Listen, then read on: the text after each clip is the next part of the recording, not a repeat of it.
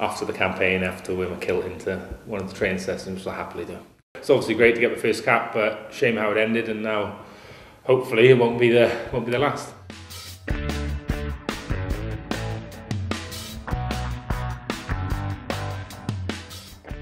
Luke, first of all, in the last 24 hours, called into the Scotland squad for the Six Nations. Congratulations. Cheers, thank you very much.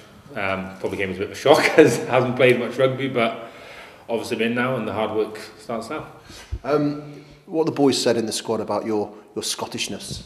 I've had a few. My name's been changed to Muck Hamilton now. I've also plenty of haggis jokes, and I've also been told I have to come in a kilt after the campaign, after wear my kilt into one of the training sessions, which I happily do. This is the first time we've caught up with you since the autumn when you made your debut. How did that go?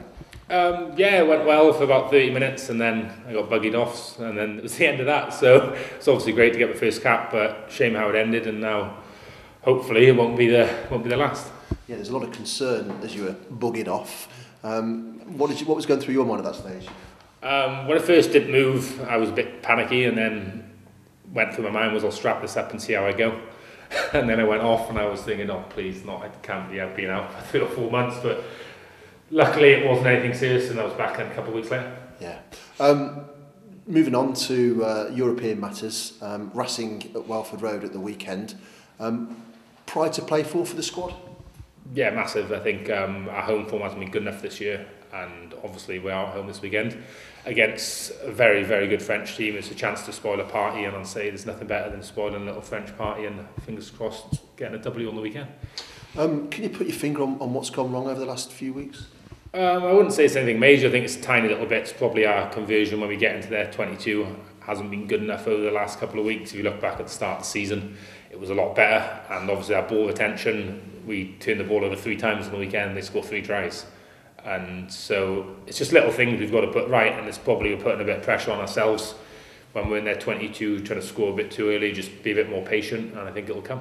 And how important is the start at the weekend?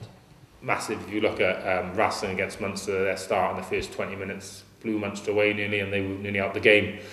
Obviously they've changed the way they've played recently because that new quick pitch they've got, and that start they're going to come out the blocks, and you can't afford to let them get a lead because they'll build and they're big bodies, and they will tire near the end of the game. But if they get out well and they're 20 points to 10 up, it's difficult to come back into against teams like that. So the motivation for you guys at the weekend?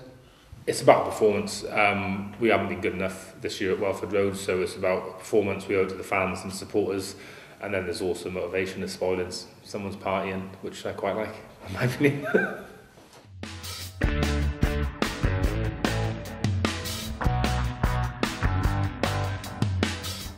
For more highlights and interviews, stay tuned to LT TV.